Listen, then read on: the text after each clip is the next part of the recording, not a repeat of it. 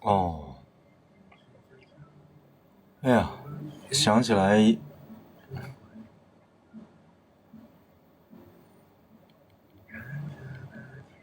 等我一下啊，想起来昨天下播之后忘记了，本来跟大家说那个，不是要清那个群嘛，对吧？给搞忘记了，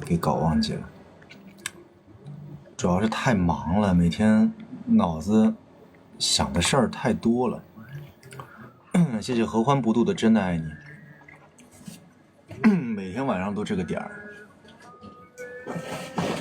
每天晚上都这个点儿，哎，你这个东西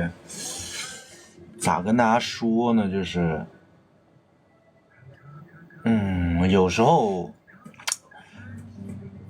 等等啊，打个喷嚏，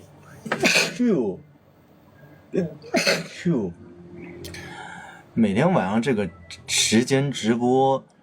其实你说实话，你说如果是说直播，咱们讲那个节目效果，随便说两句，那就是像昨天说的一样，就是说为大家着想，什么上灯牌啊，什么这那的。但你要说实话呀，说实话，有时候可能你们看我直播的一些所谓的状态，那些东西其实都是直播里面才这样子。太忙了，主要是因为太忙了，每天晚上晚直播是因为每天要处理的工作量太大。有时候其实不是说没有在剧组拍戏的时候就在家里待着就闲，忙着打游戏，劳逸结合嘛。打游戏呢肯定是打了，10来分钟一把，可能也就忙累了打个1个小时游戏吧。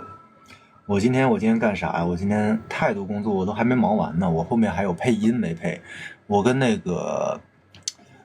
舒宇，我跟舒宇在郑州拍那个戏，然后我还配音没配。本来昨天下播了，答应人家昨天晚上给人家的，我今天早上一睡醒，我靠，我想起来我忘记给人家了，待会儿还得给人家配音。然后完了，今天一天我不是8月行程特别忙吗？我8月行程特别忙，我又得自己去。我跟你说啊，你看别的演员，他们签个公司基本上就不用管什么事儿了。我跟你们说，我自己一个人我要干什么？我自己一个人，我看看，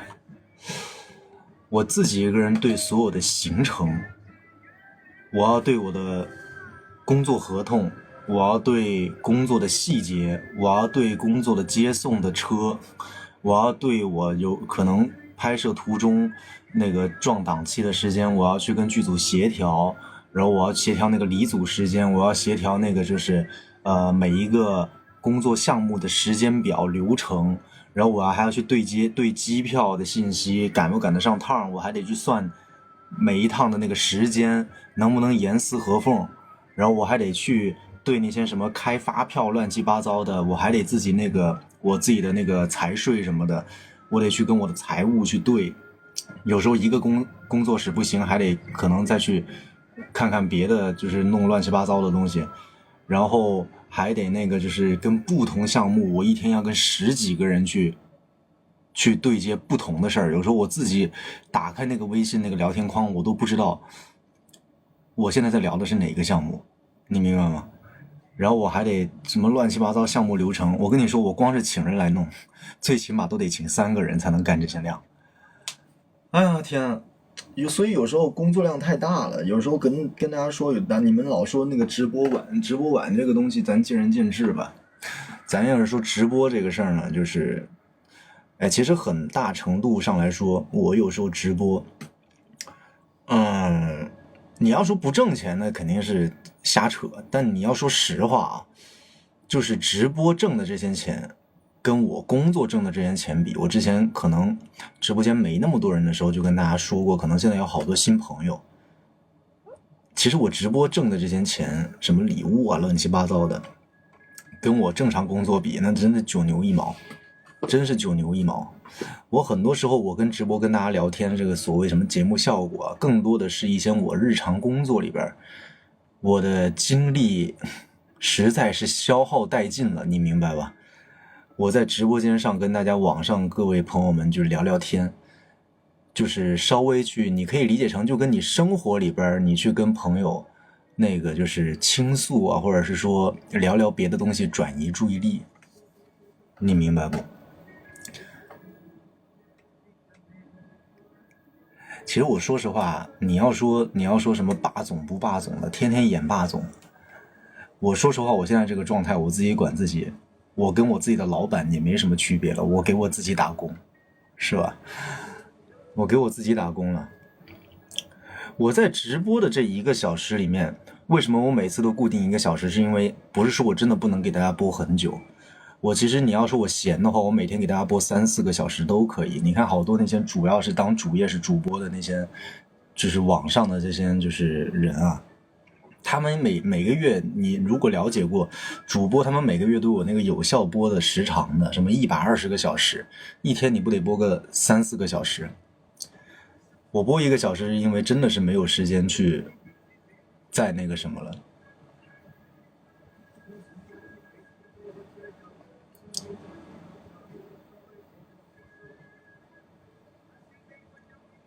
谢谢大家，谢谢大家，大家没点关注啊，点点左上角的关注跟灯牌啊。对啊，自己个体户就是自己给自己打工，自己当老板。但其实我是可以当老板了，我可以去请人了，我可以去开公司了，没必要。那可能我要去开公司的话，我考虑的维度那又不是这些鸡毛蒜皮的这种就是这种冗杂的工作量了，那就是，哎呦，你还得去考虑那个员工什么乱七八糟，什么他们之间沟通啊，他们互相之间协调啊，那就是另外一个维度，那是老板层次的事儿了。事儿多你烦不烦？肯定烦。我这么跟你们说吧，我现在啊，就我最近这2年，我最怕的时间，你们知道是什么吗？我每天最怕的时间是每天早上一睁眼，每天早上一睁眼是我最怕的时间。譬如说我晚上睡觉的时候，我可能微信有可能30、50条未读信息还没处理的，我实在是处理不过来了，我就要睡觉了。等我第2天早上起来的时候，我一摸那个手机，我起床我都不愿意摸手机，我把那个手机一拿起来，我昨天剩下那30条、50条信息会变成70条、80条，太夸张了，真的很夸张，非常崩溃。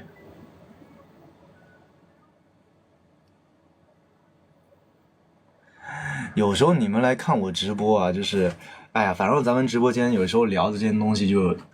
谈天说地，就聊东聊西的，也可以给大家整节目效果，有时候也给大家讲一些就是生活里面的一些琐碎的事儿。就反正我一直给大家传达一个我直播间的概念。当然你很多人他会觉得说这个东西你爱说教啊，会爱上课啊什么，这种东西就是看每个人角度不一样吧。我一直给大家传达一个我们直播间的概念呢，是我们其实相隔的只有这一个手机屏幕，就可能对于你们来说没有什么实体的感觉，你们可能就是躺在沙发上，或者现在躺在床上，你拿着手机在那刷，或者你甚至都没有看手机，你就把手机放在旁边听声音。你们是生活里面就是很普通的人，我其实也是一个生活里面很普通的人，每一个人都会有很多生活的琐碎，然后会有很多生活的压力。天哪，太累了。我有时候我去宣泄自己一些生活的压力的一些渠道，就是直播或者打游戏。哎，我跟你们说，人快到30了，奔3了，就你会发现人的爱好会越来越少，为数不多。你看，你听得到吗？我那个工作消息，我把它调静音了，我受不了。我现在听到这些声音，我都有点 PTSD 了。我听到我那个声音，我都 PTSD 了。谢谢燃平老师的抖音飞艇啊，谢谢抖抖抖老师的热气球，谢谢多尔老师的豪华游轮，谢谢悠悠老师的跑车，谢谢小丁号潜艇的钻石跑车，谢谢悠悠老师的热气球，谢谢爱熊的猫猫的为你弹唱，谢谢陈一老师的跑车，谢谢 Maple 老师的万象烟花，谢谢摘星老师的萌喵之恋，谢谢帅浩酱的花火誓约，谢谢自度老师的72个星光闪耀，谢谢燃平老师的星光闪耀。念不过来了，谢谢橘子老师的活力狙击球，谢谢猫毛何处飞的猫手贴贴，谢谢爱与星辰的定制跑车，谢谢小金豆的梦幻蓝气球，我谢不过来了，反正谢谢大家，谢谢大家。对啊，工作还是要劳逸结合的，所以你们老说我之前什么，哎呀，我动不动1个月我就歇个半个月跑出去玩什么的，我跟你说啊，人不放风啊，真的会崩溃的，人不放风真的会崩溃啊。我其实也想当甩手掌柜，但是有很多事儿，我跟你说啊，我这个人其实，我从我入行到现在，其实前几年就可能干了没2、3年之后，我就发现我这个人就是劳碌命，就是劳碌命，就是我是典型的那种就是非常会操心的性格，你不管是操心别人也好，还是操心自己也好，啥乱七八糟的东西我就是得过自己的手，你明白吗？你这个东西有时候你说这个东西跟咱们中国传统的这个自然科学，或者是说你说跟西方这个好多年轻人爱聊那个星座啊，星座什么的，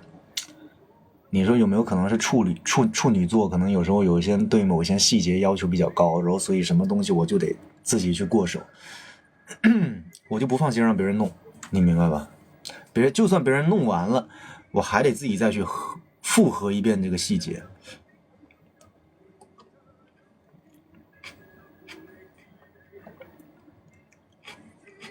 我明天的行李收拾完了吗？我明天为啥要收拾行李？谁跟你说我要收拾行李？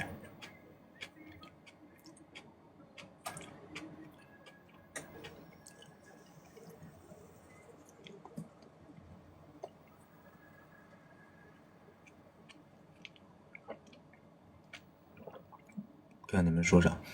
大家没点关注的，点点左上角的关注跟灯牌。今天还恐龙赛跑嘛？先聊会儿天呗，后边再跟大家恐龙赛跑吧。谢谢飞啊飞的小猫招财。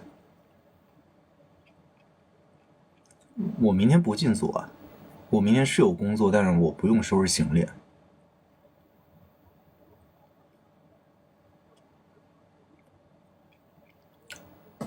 但我跟大家去聊天，就跟朋友一样聊天。我说实话，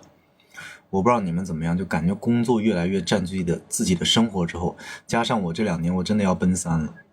我会发现我人生中很多所谓的兴趣爱好，慢慢的在减少。我现在为数不多剩下的那个就是可以宣泄压力的一些爱好，就剩下打王者荣耀。为什么打王者荣耀？不是我别的游戏不能玩，因为王者荣耀比较简单，不用动脑子，时间又短，没事就可以打2把就放松放松。还有就是直播跟大家聊会儿天，像我之前我还有兴趣爱好是骑摩托车跟狼人杀，但是这2个兴趣爱好就是狼人杀跟摩托车这2个兴趣爱好，现在也基本上，我楼下就我停的那辆摩托车，我已经把那电瓶拔了，天天在外边跑，我那摩托车根本没有时间骑，我在北京我都没有时间骑。然后狼人杀打1把时间太长了，1个多小时。你看狼人杀这种东西，我以前很愿意去投入时间去，哪怕它是兴趣爱好，我也特别愿意去投入相当一部分时间去玩，甚至我玩到可能是半职业的那种状态。但是吧，现在确实太忙了，连狼人杀我都没有空玩。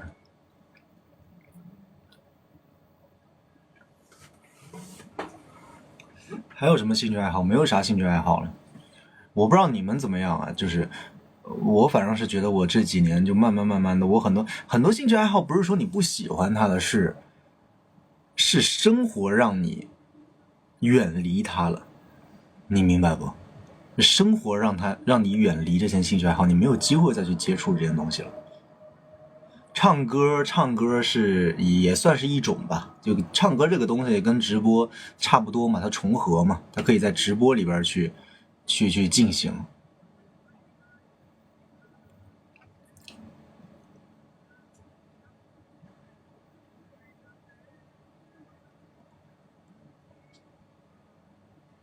打不打 CS？ 我不打。等会儿啊，我回一个工作消息啊。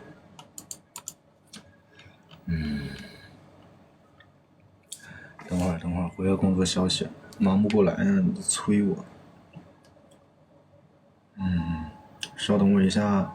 等我1分钟啊。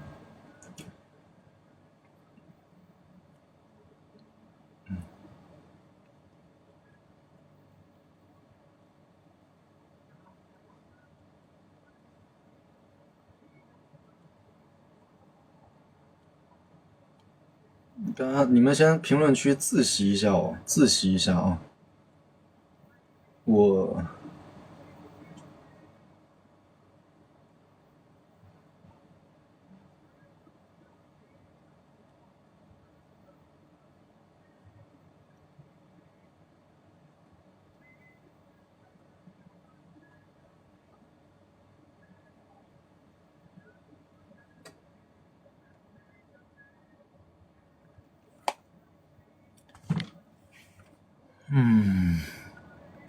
我们这个行业没有下班的呀，我们这个行业没有下班的。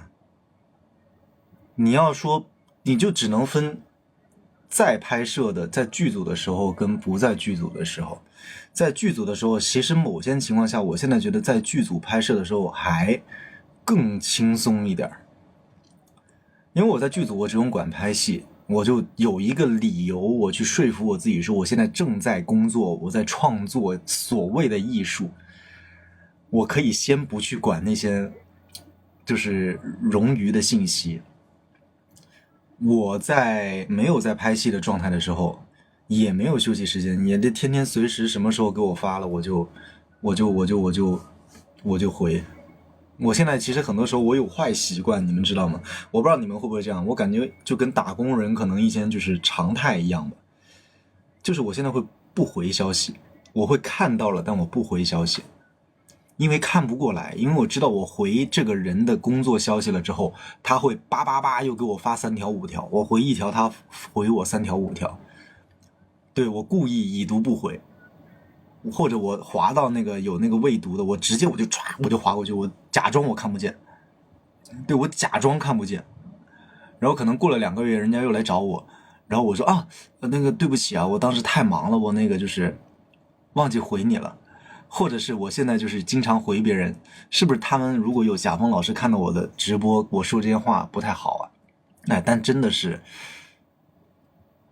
没有办法的办法，真是没有办法的办法。就是很多时候有些老师回我，我现在回别人的微信，我都按顺序来，按顺序轮到这个信息了，我就跟人家我起手，就是你们跟打游戏一样，你起手的那个就武术套路，起手第一式就是对不起老师，我信息太多了，我之前忘记回了，我那个意念回复了，我那个就是啊，我之前信息刷下去了，我看不见，我那个，然后就回复人家这个事儿，就我的起手式就一定是这个，就起手式，你懂吗？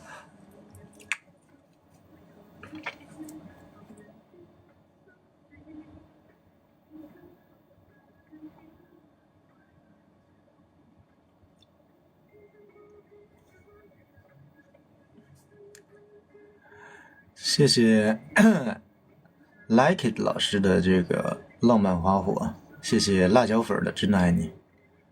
谢谢念念的大佬的喝了口爱心，谢谢苏黎老师的跑车，谢谢柚子酱的定时跑车，谢谢大家。你会有单独的工作微信吗？我说实话，很多人跟我说过要弄一个工作微信，这种东西啊得分情况。我曾经也想过，我其实也曾经有过所谓的工作微信，但是吧，我们这个行业可能跟你们上班那种就是坐班的行业不太一样。有时候我们出去见面啊、应酬什么的，就是以前去试戏啊什么乱七八糟的，人家可能说加微信就加微信，你也不可能当着别人的面你去把那个信息把那个微信换成那个工作微信去加人家，对吧？多没礼貌啊！而且有时候你这种东西，我们这个行业它没有什么具体的什么岗位啊，什么乱七八糟的。你有时候可能演员之间互相加微信，你是说加工作微信呢，还是加正常的生活的微信呢？但是你不可否认的是，有很多同行的朋友，我们之间会互相推荐，像以前工作的时候，你说这东西到底是工作还是生活呢？是吧？你这东西分不开的，而且尤其是我干那么多年了，我7、8年了，那个时候没有这个概念。我有很多我的之前工作上认识的一些就是联系啊，都是在这个微信上，根本就分不开，根本分不开，不可能的。但是我唯一保持一个我个人认为很良好的习惯是，我的微信一定会备注。我的微信一定会备注，而且绝大部分我备注的都是别人的本名，就哪怕你来找我工作，我们可能就是只合作这一次，甚至是我们根本就不可能合作下去，我们可能只是在商讨，你只要来加我的这个就是工作，就是可能我们连面都没见过，但是我一定会把他的真名，我会让他把他的本名发给我备注，不然我真的搞不清楚到底谁是谁。有时候可能你们有没有发现，有的人不爱备注，现在网上啊用那种各种乱七八糟那些网名什么符号这些东西，哎呦我天，我看着我就头疼。有时候他可能过个1、2年突然来找你，你心里想，我说我靠这谁呀？我说这什么时候加上的，什么时候找我的？就我唯一保持非常良好的习惯就是我所有的人只要加上了，我一定知道他是干嘛的，他是就是加我来干什么，他叫什么名字。对，我的微信是实名网上冲浪，我这个人就主打一个行不更名坐不改姓。我在网上也是，你看我拍戏也是用自己的本名，我那个什么社交软件也全是用我自己的名字。对哦，12点了，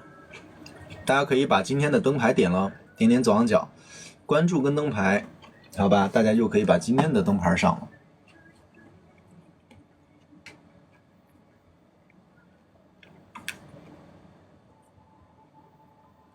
为拍摄减肥过多少斤？没有减肥过，因为我以前，我说实话，咱今天这个直播内容主打真心换真心啊，咱就今天换一个直播风格，咱就聊天。我以前真没减肥过，我也不胖啊。我以前我常年的体重是，你可以算123吧。为什么说123呢？是因为我要是那段时间我吃少了，我就是120。我要是稍微吃多一点，我就变成125。你折中的话，那我就是123。我如果我125了，我1、2天我吃少一点，我可能我就又变回又瘦回去了。我这个体重我维持了可能7、8年，就是我曾经一度有过我想增重的时期，你明白吗？我狂吃麦当劳，天天晚上吃夜宵，可能那个时候年轻啊，就真是新陈代谢或者是什么消耗大，我也不知道，可能新陈代谢好吧。我那个时候我怎么吃，我吃了2个月，我吃的都快吐了。我说我实在是不行了，然后我一上秤，我感觉我应该胖了，一上秤125，我就放弃了，我再也不能。现在你说我可能要么就是年纪大了，新陈代谢那个什么了，然后或者是工作强度大了，然后就是这种东西跟年纪应该是最大的关系吧。然后也缺乏锻炼，这个东西你体重就上去了。但其实我觉得男的130多就其实还好吧。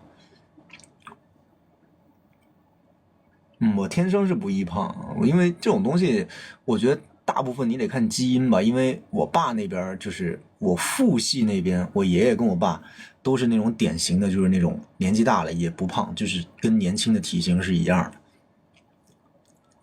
有的人他可能年轻的时候很瘦，但是他可能到年纪了之后，他后边他就真的就胖起来了。